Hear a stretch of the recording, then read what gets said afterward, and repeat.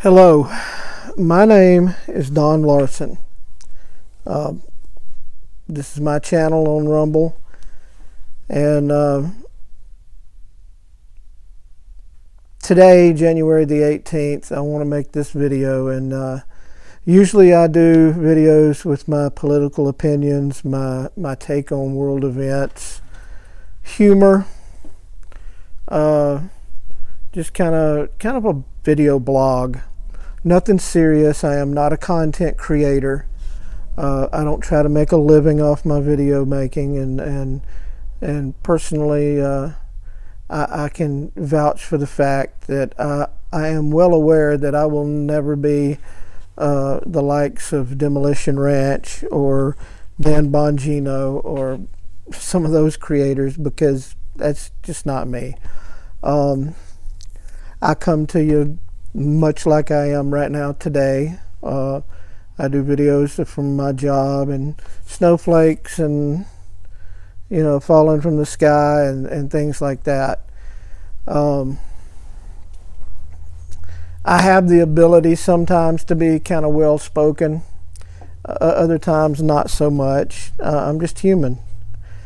Anyway, this video is I'm trying to address something here that's kind of important, something that has been overlooked with the pandemic. And like I said, today's January 18th, 2021. And it's been a year basically since we've first started being affected by this pandemic.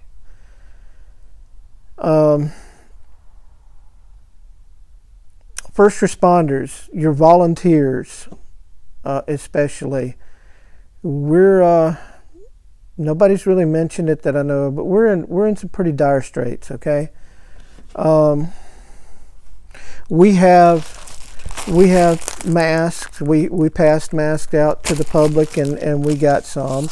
We have N95 masks and plenty of gloves and things like that. But what we don't have is not just us personally here, but what we don't have across the board is anywhere near the income for these volunteer fire departments. Departments that rely on donations and we rely on fundraisers and things like that we couldn't do. We haven't been able to do for the last year. What we don't have is funds, just to be honest. The fire service in general is pretty dangerous. I mean, we put our lives on the line, and it costs money. Let's just be honest, it costs money. A helmet, gloves, coat, pants, boots, protective hood, the basic firefighting ensemble for just one firefighter. And this isn't gear that can fit just anybody, okay? You have to be fitted for your height and your size, your weight. We're pretty big boys, some of us. Those basic ensembles are about $8,500 per person, and a lot of us are, and parts of that are expendable, like the gloves. We use our gloves in fires, and they get torn up and messed up. They have to be replaced. But this is gear that keeps us alive in a fire. Thankfully, most of the time we respond to a house fire or a structure fire. Most of the time we're just coming to try to put your house out and save your big screen TV and the kids' toys and all of your pictures on the wall and just your stuff. Because nowadays people are more educated than they have been in the past, and a lot of times, thank God, a lot of times the people are out of the house already. They just need us to come and try to save their lives, their stuff, their lives, their memories. So that's what we do. And at a volunteer fire department, we do it for nothing. So I guess what I'm trying to get at here is that the point I'm trying to get across to you is we've been hit hard. Everybody I've talked to across the volunteer fire service here in Mississippi and in other states, they need your help. Let's just be straight about it. We need help. The government's not coming to our rescue. There's no federal funds. There's no $600 check per firefighter coming to the fire department. Nobody's, they want to throw billions of dollars to other countries for strange things like teaching, gender studies. And although I make fun of the whole gender diversity thing in one of my other videos, I don't care what you call yourself. You can call yourself an attack helicopter for all I care. All right? That's your choice. You're an American. You have that right. But we don't need to spend billions of dollars in another country to educate them on how to be diverse, gender diverse in their society. Not when we have, basic needs for the infrastructure of our own country that aren't being met. Let me pick you up here. I'm in our firehouse right now, and I want to show you. Let's see. I'm going to get myself out of the picture for a minute. I'm going to point upwards. Here's an example. If you can see here, and here, that's water damage. That's water damage, and let me go. Okay, that was up there. Let's go over here to this portion, right about the tip of my finger there, and then there's another one a little bit further behind this railing here. That's water damage to the ceiling. That's water damage to our firehouse. This is one of our finished areas here. It's sheetrock that needs a paint job. We're going to give it when we get a chance. But if you can look here, look right here, the water is seeping down from the leaks upstairs into our firehouse, and that's storm damage. I mean, we're in Marion, Mississippi, which is just on the north side of Meridian, and I guess I could tell you, we're get out here so you can see it. We are Marion Fire and Rescue. We're in Marion, Mississippi, which is on the outskirts of Meridian, Mississippi, and we were affected quite a while back by Hurricanes Ivan and Katrina, but even since then we've had close brushes with with tornadoes and other hurricanes since then, and our roofs took some damage, and we've done our best with it. Let me point down here a second. This whole area here where we have some stuff, there's more damage right there on our roof. And if you look down here, you can see, if I reach down in here, if I can get down in here, the water is just standing in this tire, which was another expense, to be honest with you. We caught a nail in a steer tire on our truck, and per regulations, we can't run a patched or plugged tire on the front steer axle of our truck. So that was another expense we had. Unfortunately, I can't stress this enough. There's not funding coming in. The funding we get for this firehouse amounts to about $12,000 a year.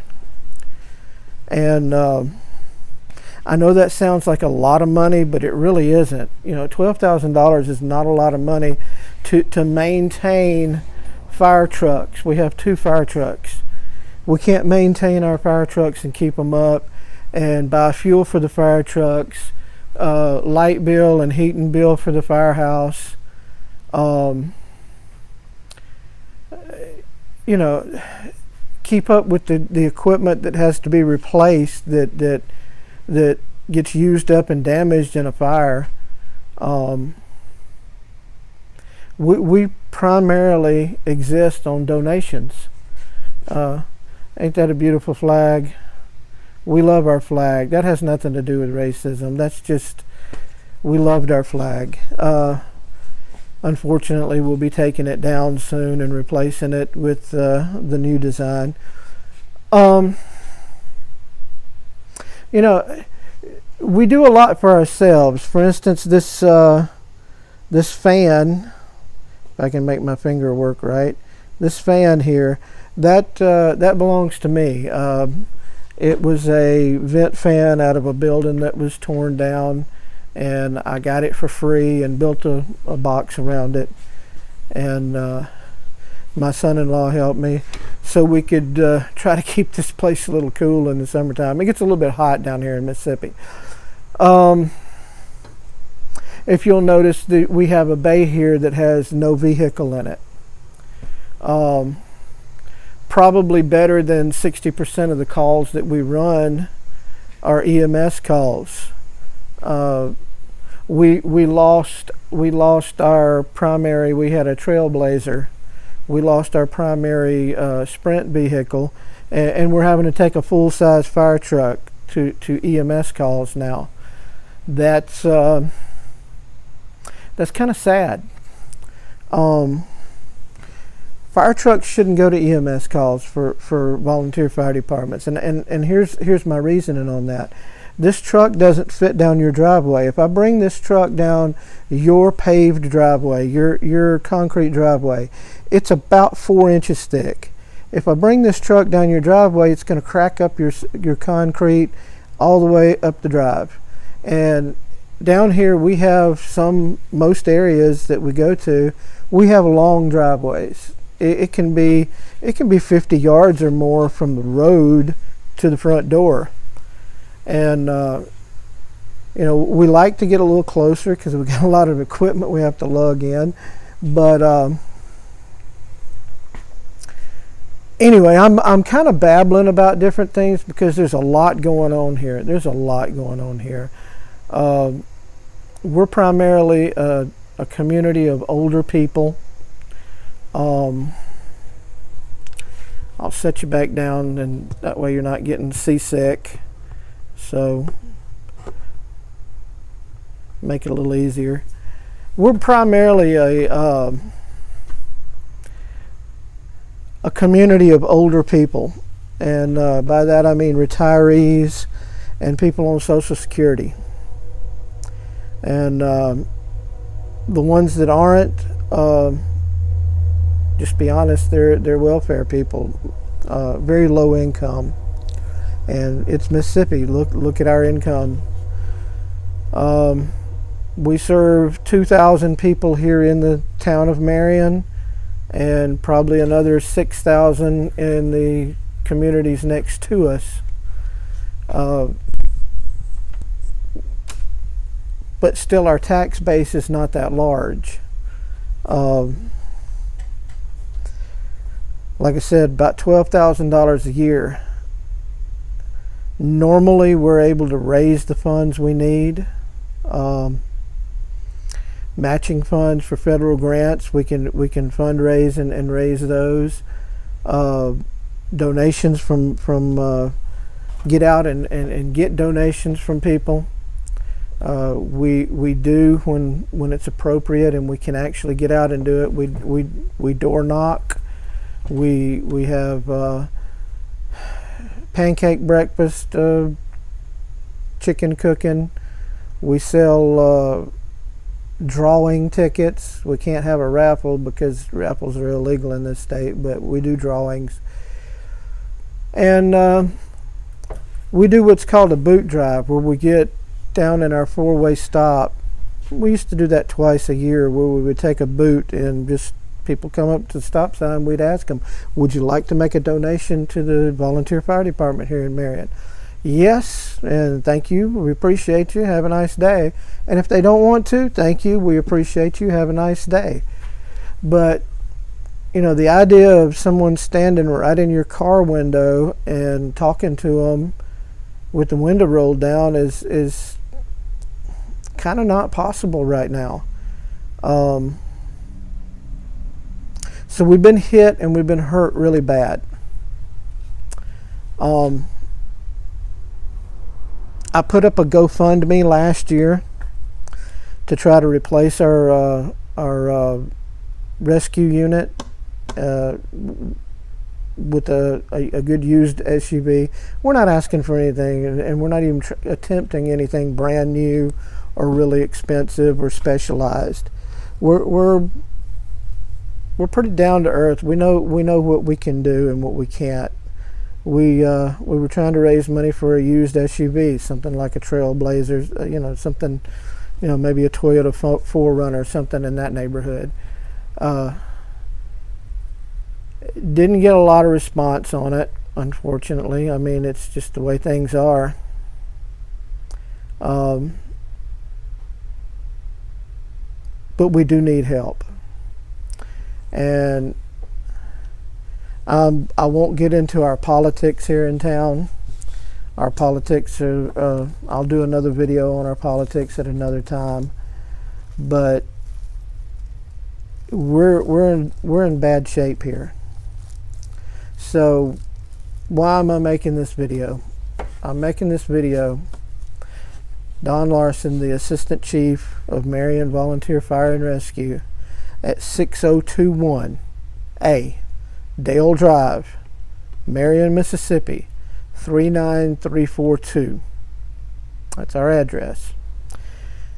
And I'm asking you, I'm begging you. I'm not too proud to beg. I'll be honest, I can't afford any more. I've probably put $2,000 of my own dollars into this department in the last year, and I can't do that anymore. I just don't have it. I wish I did. I'd love to win this Powerball that they're fixing to, in Mega Millions or something. I'd help everybody with it, and especially the fire department here. But we need your help. And here's what I'm going to ask you. If you would buy a beer for me, if you would buy a cold drink for me, a Coke, if you would buy me a bottle of water on a hot day, we're talking $2. If you can spare $2, if you see this video and you can spare $2, $5, $10, if you can spare anything at all, please help us. I'm not too proud to beg, because it's not just for me. None of our people are going to put one penny of this money into their pocket. Nobody's going to get a prize. Nobody's going to get a stipend. Every cent we can raise is going to be used to buy equipment that we use as a group, as a fire department, to go out and save lives. That's a guarantee, and that's a promise. And all I'm asking for is, if anybody, please share this. If you can't afford it, I understand. I understand being broke. I understand being broke probably as much as anyone else out there. But I'm asking you, if there's any way possible that you can spare a couple of dollars for us. We're in bad need. We need this badly. And I know it's kind of uncouth to get on here and beg like this, but this is our last shot. I mean, until things open back up where we can actually try our fundraisers the way we used to, and really get things and work hard at that, and we will. That is in the plans. We're ready to go as soon as we're allowed to. But right now we can't do that.